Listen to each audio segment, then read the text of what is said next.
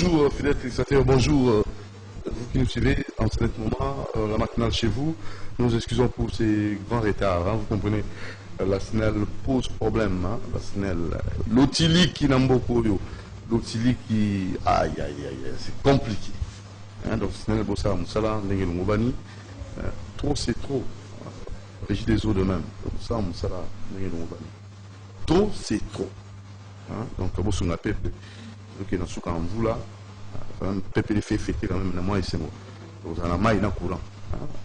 Vraiment. Bon, des armes là. Nous, mon Thierry, Nélobéli, Moron Djambé, la réalisation, la Monique, la coordination, et Bruno Nzinga, l'exploitation. Les autres, quand on l'a dit, au fan de Saka, Mingi, na Cambo Italie, rubrique Nabiso, on a grandes affiches, autre solo la mon amboka, épingué.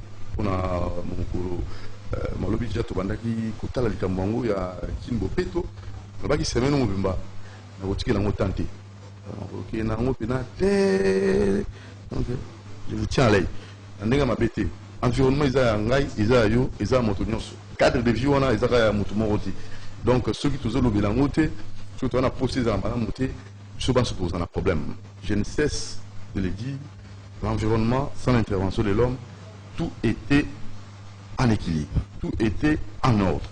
Quand l'homme est venu, il a créé ce que nous assistons, ces déséquilibres qui compliquent donc toute une société, toute une nation.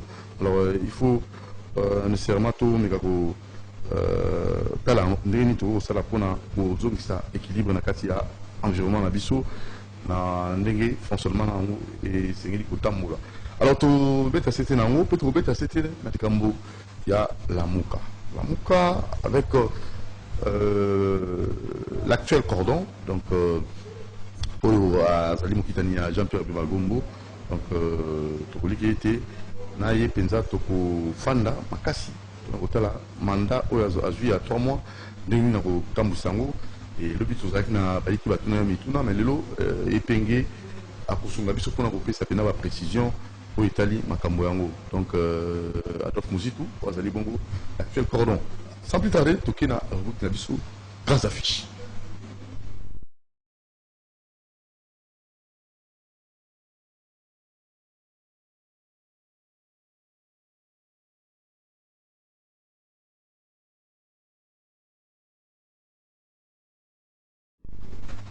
Voilà, merci beaucoup L'Inkabongo. Alors, toquez rapidement, vous pouvez s'emboîter dans mon amboka Epenge, Boni Prince Epenge. Nazali malamu ndeko mbote na yope mbote na bato nyonso bazwi occasion ya kolanda biso na tongo ya lelo. Ya solo na ngonga totika nango tsengene ko sola o Italie penza Kimbo Peto na ndenge penza makambo zali ko kenda et na sima to beta c'était na likambo Italie la Mouka pour quel avenir. Hein, est-ce que ça va vraiment promettre hein, la Mouka? Est-ce que la population va compter dans Moussa la Mouka Zali Kosala? En tout cas, on a Kimbo Peto. Tala Mamvula, en tout cas, Ero Mbule Zali ko beta manoka Zali ko kitana kisasa boye utana longwe na commune na ngai alimete moteme ke sala ngai passé. Dans le poteau balobaka était après la pluie c'est le beau temps. Na Kisasa après la pluie c'est l'enfer, c'est les pleurs, c'est la désolation. Tambate nali na kobanga pe na aliment à l'aise peut-être na commune na ngai alimete balobi la charité bien ordonnée, excusez-moi, commence par soi-même na oyangai commune alimete bambula oyo uti kobeta wa eyandeye bato ebele komona na alimete wana quartier lokola mososo oyo ali pembeni na ngai quartier lokola Sokopao quartier Kingabwa kuna cité Mabaya Mombele kuna mikolo yo bato bazali kozinda se kozinde komende maziba obete l'autre ali mokolo ya mercredi déjà lobby mardi mbule beta ki makasi bato badindi ba ruisseau wana bamaya mike wana tokobenga ngo ba rivière wana ezindaki ezindisi ba quartier lelo isusu na tongo lelo sumbule enchaîner les isusu. Donc je suis sûr à 100% que lelo isusu ba dégâts ekezala ebele. Mais pour nini est-ce que vous avez ici comme mais oui, mais c'est vrai que il y a bande comme ça sous batongi na bandro esengeli kotongate. Compte tenu à webi ba réseau ebele. Bato bali kolongwa na village po eloko ya kolia ya isusute. Mosala ya bilanga nde bato bandai ko vivre nango. Bilanga déjà et c'est kufa mwa ça sous bilanga ya te. Atako basai bilanga na village. Biloko na bango milona na bango ekete kamate banzela o mituke banda ko likana pona ekenda intérieur et ali susute. Donc ezali este un survie de ketinda bato balonga na village ba na ville yango pe ba secteur d'accueil et alité économie pe alité to ali na économie to ali na to zali to presque na kayet kaka nde ya gato makala okei ozumoloko ya omonimoloko mbumesike bimi ozu yango tena monoko matembele sike ali obuki yango olei. Donc bato baye na ville l'état atiki bango basa bisika iwana l'état pana ba moya kozoba en charge te. Donc du coup bato bazali kotonga na bari ya li ya ba rivière bazali kotonga lelo ya ba rivière wana ba ruisseau wana et soki mbula moke beti ba dégâts. Mais il y a aussi côté à par exemple na accès awa olobi opération Kimbo Peto tango biso lokola ngai prince pengen tolobi na télévision tolobi ezali pire distraction ngobila na kimbuta prince pengen yo muna tu l'homme qui voit le mal partout. Non, on a comme on a mal partout de commun ezali bien motonyos mboka nyoso oye sali inventaire ya passé na binote vous allez condamner à revivre passé wana oyo nyoso to komona na ngobila lelo to sitomona ke wana kimbuta ezali facile à comprendre que quand vous faites les choses de la même manière et dans les mêmes conditions mais les résultats que ça va yango moko kaka les mêmes résultats possible aux soi oh kimbuta salaka oh déjà tu n'as pas ça pour quel résultat? Mais pour les résultats qu'on a déjà obtenus avec kimbuta il y a des inondations que ça là ba okile ba canivoté na ko pesa ndakisa na mo ba kira ka bimisa mo libani na ko pesa ndakisa soit ba kire mais ba kire yango mabe soit il ne kill pas du tout.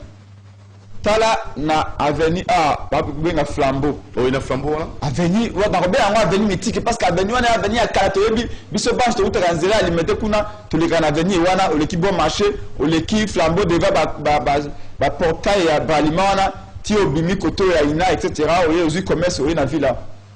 Il y a 2 semaines na kolika na wana prison ya Ndolo oui namoni ba ko kire ba caniveau ba ko longola ba salité ba sachet ba ni mon collègue na Rodrigue Niembwe. Voilà, bazali kolongola ba saleté na caniveau wana mabele ba milangi ba sachet na telemi na se apon wana balima na tuni bango na Ndolo wana porta prison Ndolo abi bandeko mais saleté bobimisi na moni bo sali ma bobimisi belé tout au long ya caniveau wana ce qui c'est 1 km wana tout babimisi abi mais j'espère que ndenge bobimisi yango lelo boye na caniveau na terrasse wana olingi tokoloba wa boko bimis boko longola yango mutuke ke ya kolongola ba site wana ba singa ndeko prince penge te tokotika yango sika wana mabele wana e kauka ma elongwa na bite bali na bezema elongwa te bo yaka na ben na bino mituka na bino wana bo longola yango mbala moko ezali tellement belé ke bo longola mbala moko pamba te bo moni passe ya kolongola ngo na se wana na caniveau soki mbule beti lokola mbule ke beta mikolo nyonso e ke zonga sous na caniveau na simbi nzela na kei na lekai na tongo na yango na kuti mabele wana si 1 km wa mobimba ezali kaka wana. Donc du coup lokola kaukaki mpepe soka ye eke sa nini eke zo msango susu eke zo sala belina ba sachet na caniveau susu tant que le kanami tukana biso mpepe ya moto katanga etelika mpepe ya moto eke zo msala belina plus. Donc depuis na lobaki ndeko na ngai esali ya 2 semaines mabele wana mbula nyonso kebeta je suis sûr que mbula ya lelo ndezo msango nyonso na caniveau mais papa atato yaki banyama bobimbo moni passe ya kobimisa mabele na ba caniveau pendant près de 2 jours. Après botiki yango sika iwana mbule beti ezo mususu tawo ezo na caniveau na milangi na ba sachet na ba mabele wana nyonso après ce boyesu une semaine après bobimisa susu botiki yango sika iwana mais finalement même basoso va retrouver meilleure formule pour nous faire la Iwan. Donc pour dire que en réalité il n'y a pas de coordination, on ne planifie pas. Donc les alliés opération à Mativi,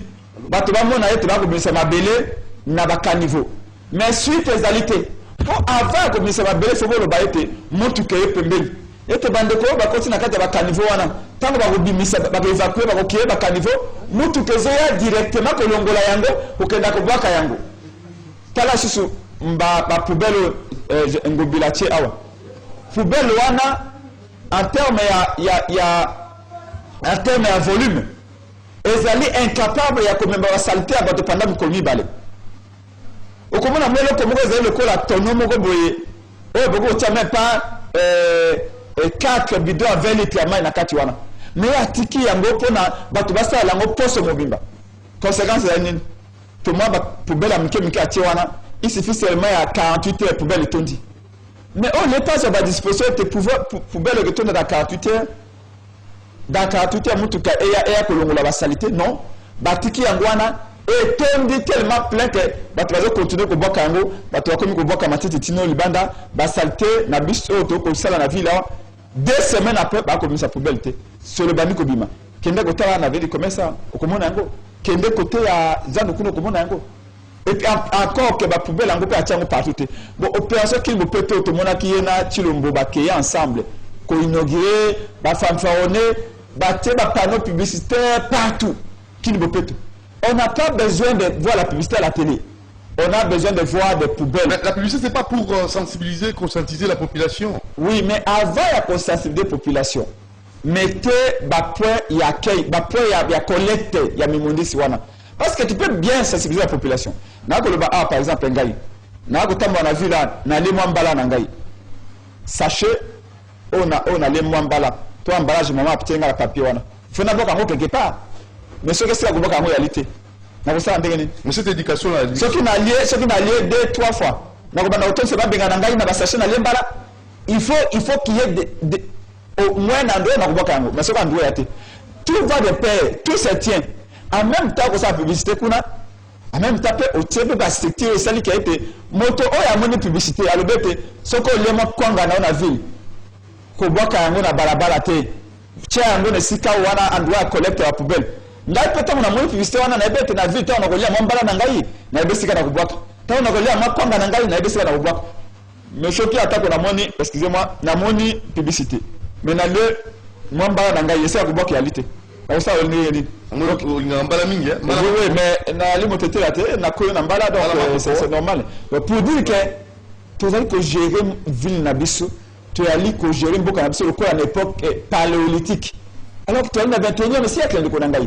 Donc, l'élo que Jacqueline Gobila est aussi incompétent. En fait, Balini n'a pas caté. On a estimé, ils ont proposé. On a proposé la ligne. Premièrement, commençons par le commencement. Les dirigeants na se sentir irrédevable. Ils ont le col yo, ngai, principe ngende peuple. Na voté yo, na cause l'exiger envers yo. Yo pour que ba ete soko sali malamu te, ngai na ko sanctionner yo. Soko kipenga ite ngai na ko sanctionner yo. Mais Jacqueline Gobila façon ba ponele na mboko sincèrement. Ce qui tozaki sérieux. Ce qui m'a pronommé il y a le 30 décembre zaki sérieux. Jantini n'a pas gouverneur. Bon, que Jantini jusque-là, bilan n'a pas Jacques Yumbi. Et puis Yumbi va te citer Jacques Yumbi. Tu le but est coupable. Mais il faut que tout d'abord qu'on s'en compte. Comment vous avez géré? Qu'est-ce qui s'est passé là-bas dans le territoire de Yumbi Kuna? Dans la ville de Kuna. Avant, comme un candidat gouverneur. Donc, Lélo, Ezra Félix, Ezra Jantini, Ezra Pipa, gouverneur ou quoi, Bazoé Kabila.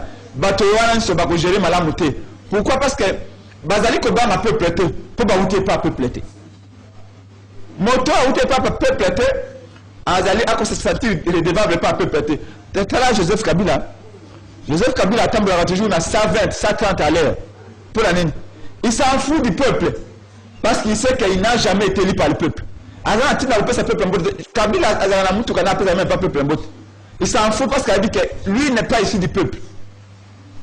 bolinga te à s'imposer parce qu'à contrôler CNI, à contrôler le cours constitutionnel, à contrôler l'institution. Il y a pas d'institution, il y a contrôler pas peuple. Et du coup, tant qu'on n'aura pas de dirigeants, on va aller véritablement élu par le peuple.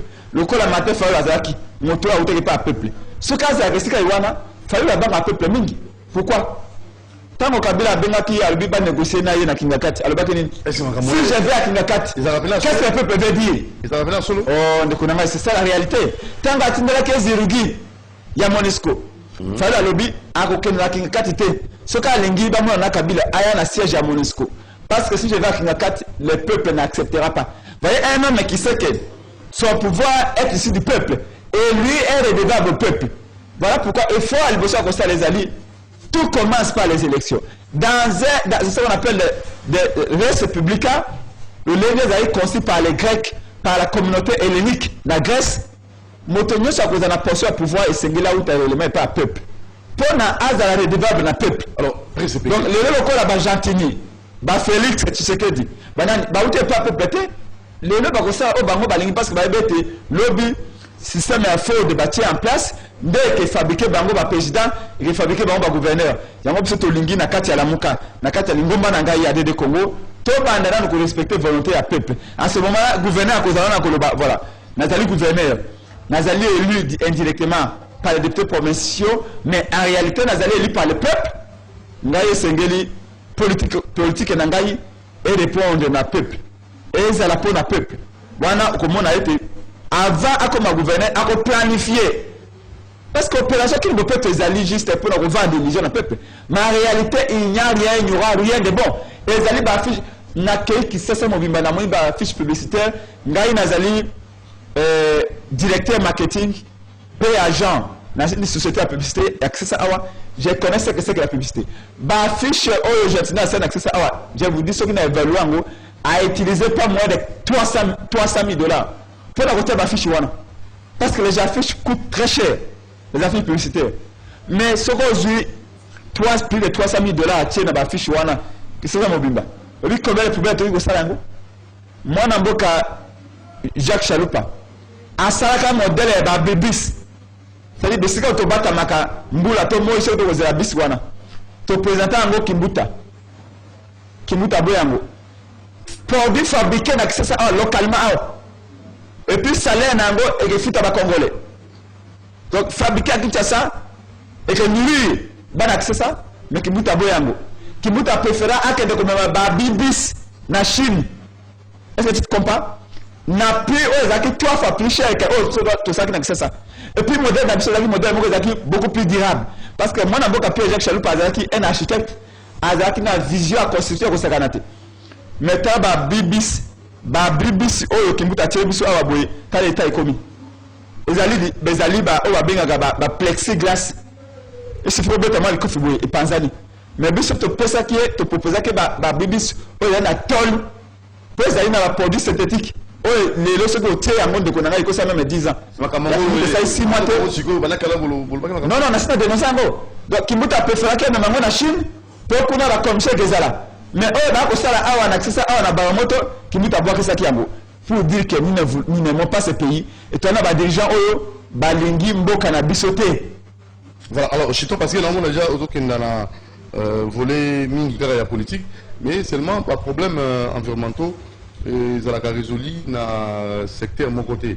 Il faut associer les différentes disciplines donc c'est plurisectoriel pour avoir une solution et ça la politicien et ça la chimiste, juriste, parce qu'il doit vraiment pésaler.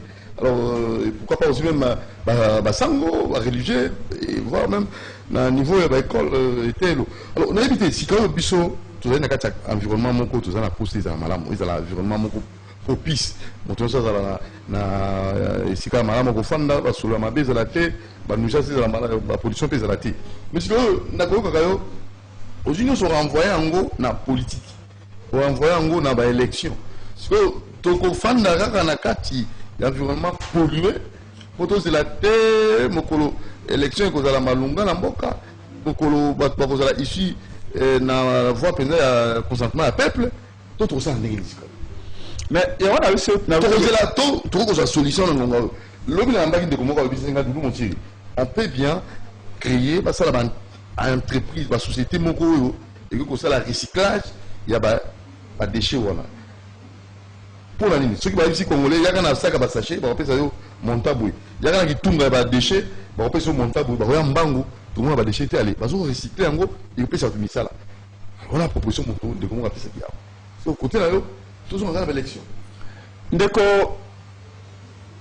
J'ai dit que tout commence par les élections. Pourquoi? Parce que l'élection n'est que pas seulement les dirigeants autour qu'on mérite. Moni, c'est-à-dire que les dirigeants de l'élection, c'est mis malam. Bozu ba dirigeant au ba évêque, ceux qui basali na moi pouvoir, c'est le pouvoir mérité par peuple.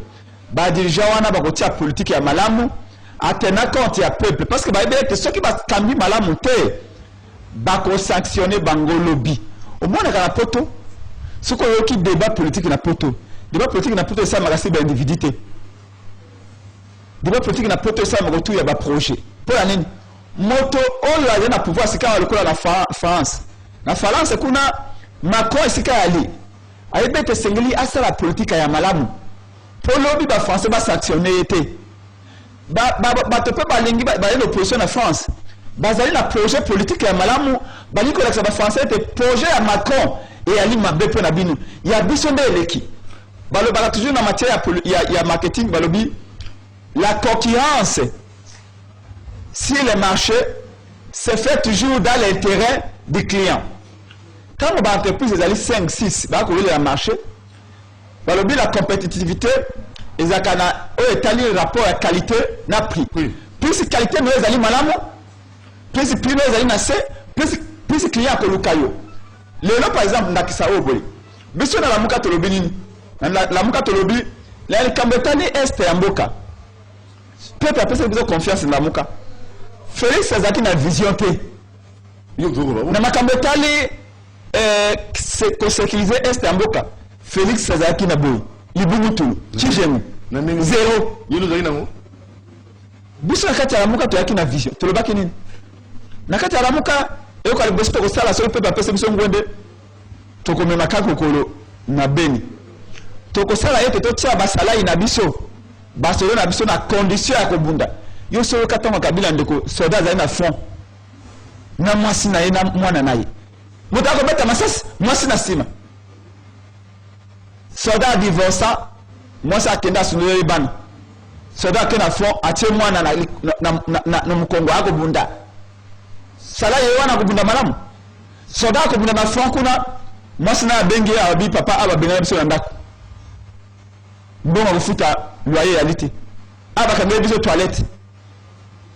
Moi côté sur toilette ya te pona de futi mbongo ya nini ya bayerte soda wana ko zaneta ko bunda ya moto lobaki to kotia ba soda neta bien ndeko mozito akendaka ba serimo boto azala premier ministre na Beni akiko kuta ration mosolo na biloko kolia la militaire akukuta ona wenzi ba généraux ya kuna ba détourner yango soda oya ebika yana fois ko mona passa ko lia te mbongo ration na ye militaire ba détourner ngo pas général ba komi côté ya ona wenzi soda na kuzaleta kubunda to baka biso na la muka to tala kabona nyos dans les une année qui précède pour la tia kimia revenons mais to ko ba kiteka la frontière oui la frontière ya biso na Rwanda Burundi to ko tia force spéciale le kola mire ya Jericho pour na empêcher ba tomboki ya Rwanda wana ba soit des rebelles au ba bomaga na Rwanda te ma go bomaga ipa na biso to va to convoquer l'Union spéciale Nations Unies pour na kotala kulenga ko memba soit des réfugiés na bazonge pa na bango basi vision na biso mais tilo mbalo bakani yena kamere ba okende na Beni ba kondovana kuna na Goma eta major na ba kuma na Goma yo moni kamere na ninga za kana ndako yake azo na Goma akomuna uko uzonse na village natal yemu talingi vindengo wana akende na eta major na kaka ndo mona tilo mbwana ya kamere ba kemu na Goma bo inani ba kokate bo kimi ke manke bango donc pour avoir bazali na vision te et les conséquences nini ba ko boma ba ko bebisa ba ko exemple basi chaque jour depuis fait ça ba bambie ki bukonzo ba yibi ki bukonzo ba pesier to comme il y a plus de 300 morts et voilà conséquence ya que na 2h du matin na kingakati kufuka mara kabila pona ko bukonzo donc pour avoir ba il faut que bande par là na le bango toujours il faut commencer par le commencement tant que toi na ba dirigeant ba ou pas peuple tant que tu as déjà le parlement, et là, tu vas battre campagne. Ils ont attendu seulement que la Cour constitutionnelle va dire 300 000 $, comme député. J'ai entendu même histoire à moi, Simoko. Azaki n'est pas candidate. Mais à quel point alors si Moko Abi a 500 000 $. À quel point même pas Bazousi, comme député. Mouton a tout le monde, maman. Il y a des candidats habités. Donc même les candidats à quitté. Mais cette cour-là peut tout faire. Même si vous tirez aux actes parisiens. Il y a un candidat aux actes parisiens. Il y a la forme de Paris. Il y a des parisiens, aux actes candidatés, aux actes de sénat, de sévité. Au fini cour constitutionnel, au comité député. Voici comment on humilie notre patrie.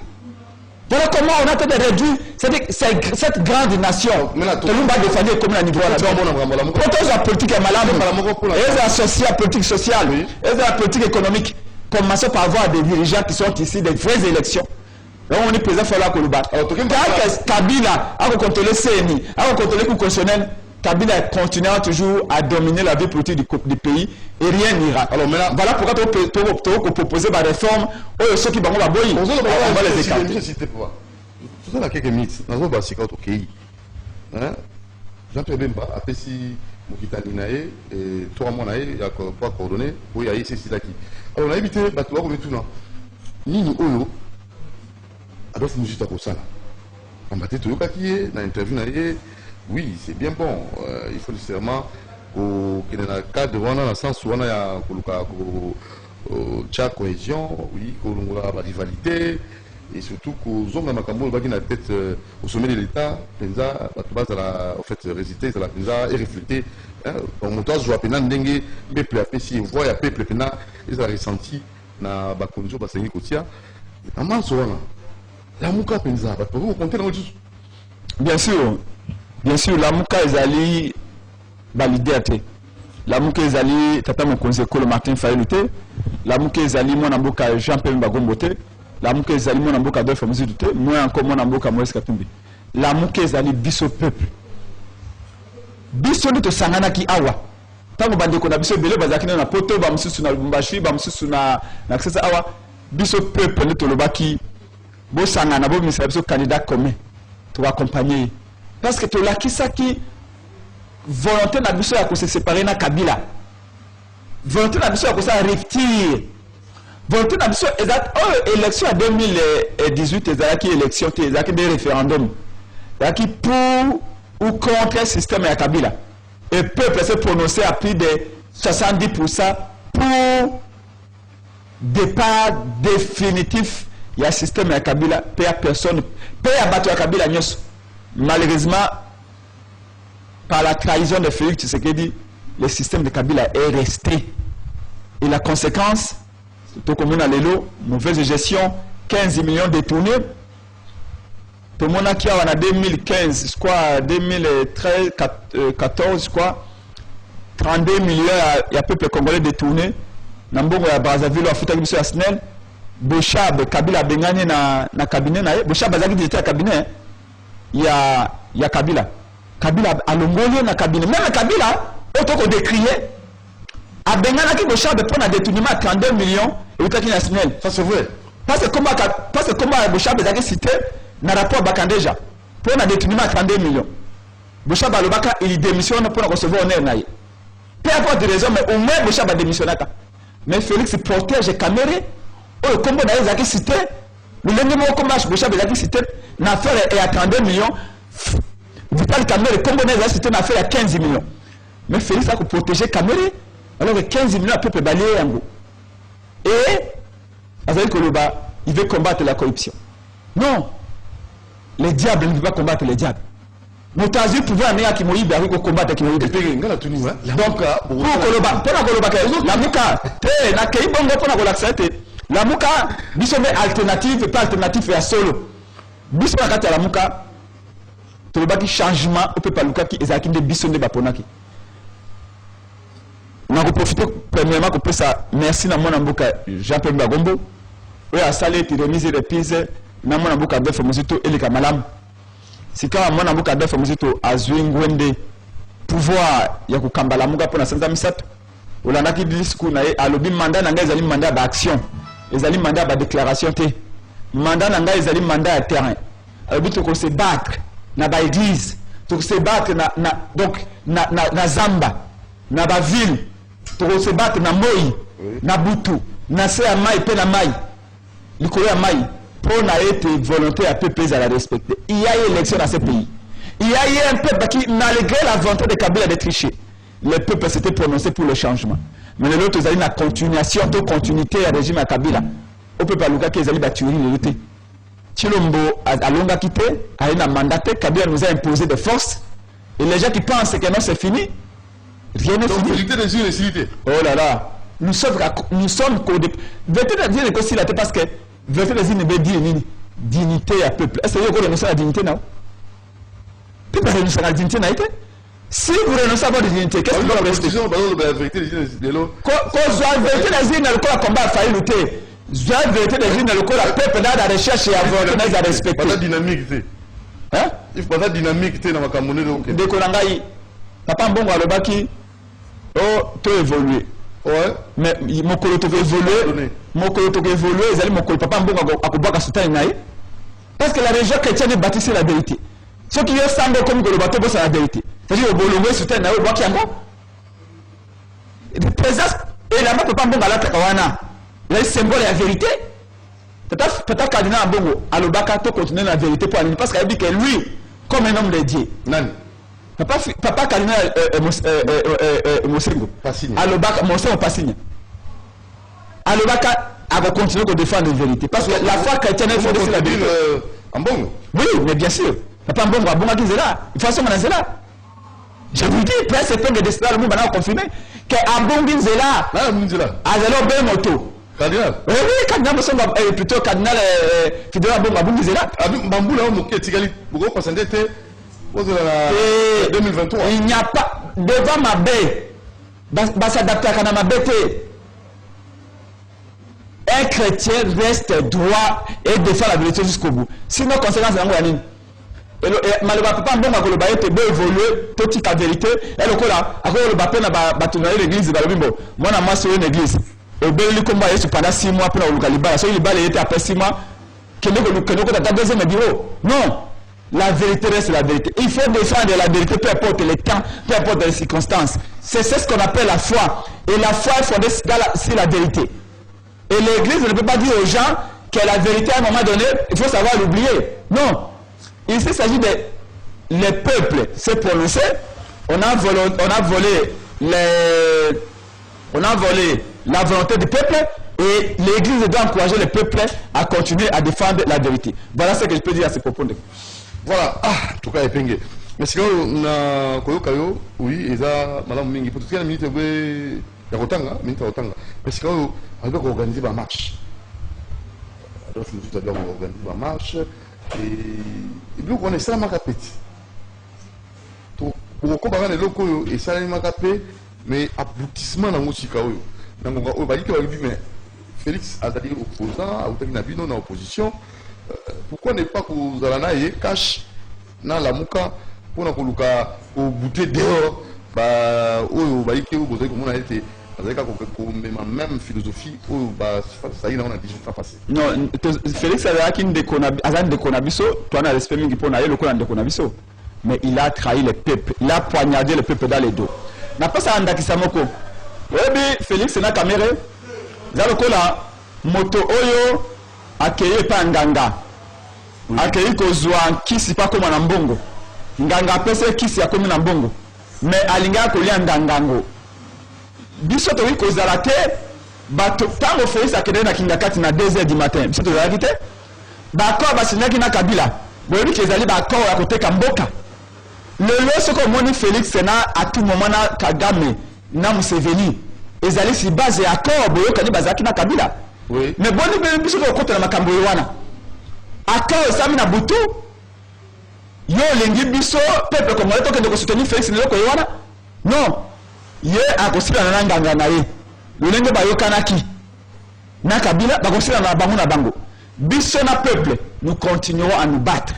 parce que cette trahison là de fait nango ezali yango omoni Félix procès entre Congo na Uganda lolenge balobaki Congo il faut dédommager Uganda fallait dédommager Congo pour na lolenge asaki investissement ya Congo abomi ba congolais exporter ba richesse à Congo Uganda fallait dédommager biso pas moins de 10 milliards de dollars tozaki na procès na cour internationale de justice Félix asali fallait samba je crois dans 5 jours Félix akei na Uganda Museveni a ebise Félix obike yo komisika wana po biso tolingaki procès wana annulé yango pe Félix asali nini a retiré procès wana lobio tokoluki arrangement à l'amiable biso na Uganda ezali une haute trahison so okay na kisangani okuta bato maboke katana makoli katana baveve bofele bazali ba cause la mbongo Uganda faka dédommager biso mais Félix a saliete Uganda dédommager biso te alingi annulé procès à biso na Uganda.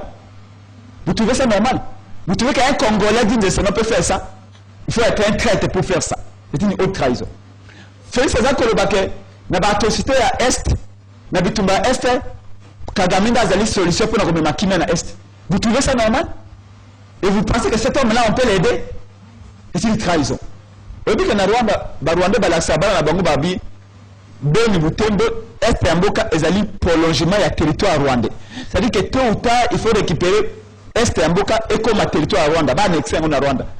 Et Félix pense que c'est Kagame qui va faire que la paix puisse revenir à l'Est.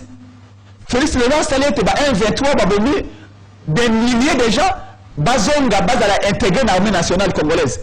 Quand le bakimaki ba kende Rwanda ba komaki ba Rwanda. Mais Félix a côté ba FC Félix Kagame a FC Félix devant na liboso ta de bokonzi.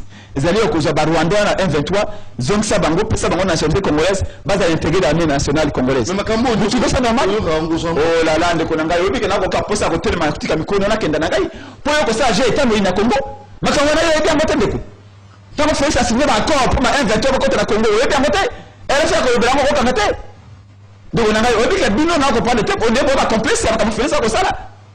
Na bitu so ko pesa bino mbongo. Na ko tuna mutu na papa. Non, mais ndeko nanga wana mutu na moto ako linga ko maquiller makambo Félix ko sala. Engai presse tenge nationaliste na ko di makambo ko le bate. Donc pour la ko le bana yote Félix d'aller premier complice ya makambo ya na Est. Lulenge moko papa na Kabila a complice. Makambo manzi Félix Arosala ezali makambo ya hérité pas Kabila. Mais là la solution c'est laquelle? Ce qui se passe dans Est Mboka ezali très grave. Solution ezali il faut que tu aies Félix Tembeng. Il faut Félix a démissionner. Il faut que ça marche pour qu'on ait Félix la démission. Une autre élection. Donc on a premièrement Félix doit partir avec son parrain politique Kabila. Tu as une élection à solo, tu réformer le coup constitutionnel, tu as une la CNI, papa Mosengo il phase à la Corée à CNI wana. Pourquoi comme les bas se basent en égalité de chance? Pense pas que l'initiative pétition Kalaté. Voilà. Toutes les institutions doivent tomber. Déjà. Oh là là. 80% de bâtiments sont illégitimes. On ne peut pas compléter. Donc, après, tu as signé une pétition. Oh, papa, on a la fierté de Congolais, papa Kardinal Mosengo. Tu as la bateau Beni Balé. Papa Kardinal Mosengo n'est pas un secret de Bongo. Papa Fidolin Bongo.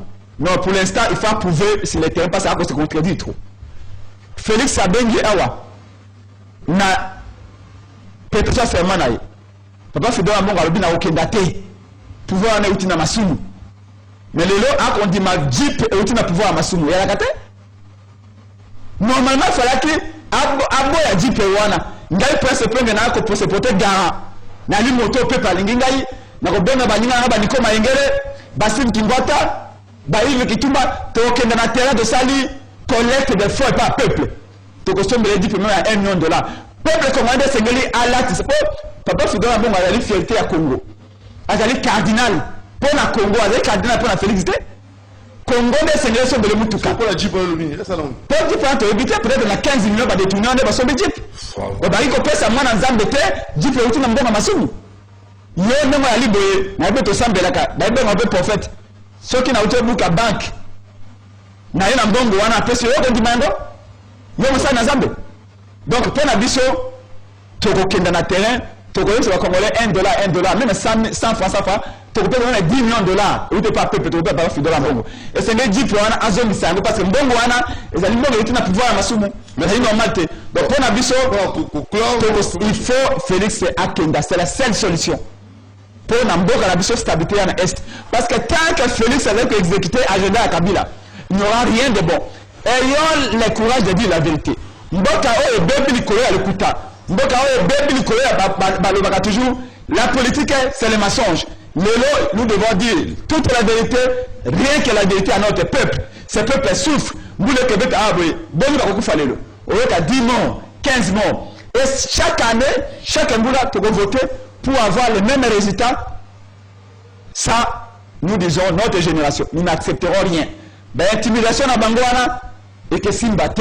Nous disons, on n'a pas notre pays, qu'est le Congo, et nous allons protéger le Congo. Nous allons défendre le Congo jusqu'au bout. Ben, intimidation à Bangouana et que Simbate. Tu as dit que Félix départ à 80% du Rwanda et de l'Ouganda. Ça, nous le savons. C'est l'agenda que Kabila lui a laissé. Et nous disons que cet agenda-là, tu remets en échec. Nous allons défendre la patrie, nous allons défendre nos frères qui sont à l'Est, qui meurent chaque jour. Et Félix Akolobao, non. Les mêmes généraux qui complices à Makambouana, c'est les mêmes généraux qui l'envoient là-bas. Alors qu'il y a des généraux patriotes. Tu as des généraux Balinimbo Kaoyo.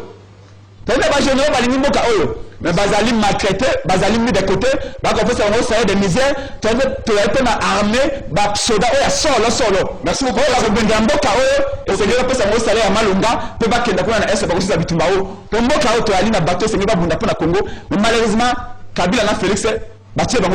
Merci. Très épinglé, Tokozano, Mikoya, pour la sujet, mon sous. Donc, mais là, comment on a dit que le Bapon a retourné à président élu, Martin Fayulu, Tata Mokonzi Ekolo, à Kozonga, le 15 décembre. Donc, le 15 décembre, Bana à Congo, Banso, Tokoya na aéroport en Djili, pour na Koyamba Webe, t'as ça 3 mois, il y a tournée diplomatique, politique et peu populaire, la conférence de débat autour, il y a Essengeli démocratie, c'est un amboka. Article 5 il y a conseillé le la souveraineté nationale appartient au peuple. Mais le peuple a sous souveraineté, Kabila a commis souverain. Pour qu'on dise jamais. Donc le 15 décembre, Biso Banso, l'aéroport en Djili, pour na koyamba moto ponoki, Tata Mokonzi Ekolo, le Congo ya solo, moi Namboka Martin Fayulu m'a dit, pour nous continuer les combats pour le triomphe et la vérité. La Bible dit, vous connaîtrez la vérité et la vérité vous affranchira. La Bible ne dit pas, vous connaîtrez les mensonges et les mensonges vous affranchira. Non, les mensonges peuvent nous condamner et voici comment nous sommes condamnés par les mensonges et les hold-up électoraux du 30 décembre 2018. Merci, Président Pengue. Merci à Moro Djambé, merci à Alain Kabongo et pourquoi pas aussi à Boulonding à l'autre côté, à mon IPDT José Andia, à Ndekonabiso Karine Beba Outikokoma. Boutika Malamu, juste après moi, PIB et à 9h30 pour la kiosque, Michel Kouyapa, John Nungila, Patrick Yale, et pourquoi pas aussi Edmond Izuba. Ciao.